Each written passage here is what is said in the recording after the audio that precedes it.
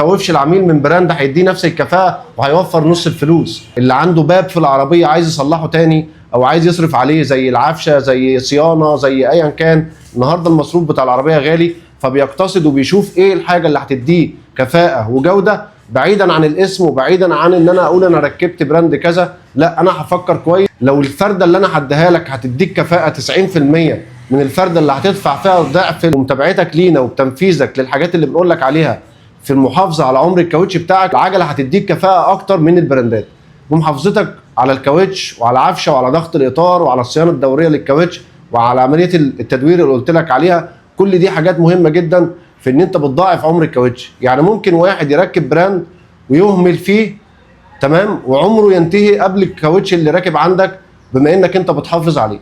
والناس اللي بتغلط فينا التجار اللي بيدخلوا على التعليقات ووشهم مكشوف وبجحين وبيغلطوا، انا عمري ما رديت على حد. انت عارف انك غلط وانت اللي مش فاهم ومش دارس. احنا مش هنذكر اسم حد لان ده غرض ناس كتيره جدا ان هم عايزيننا نذكروا اساميهم ونخش معاهم في مهاترات. واسال العميل عن عماد جاد، ما تسالش نفسك انت.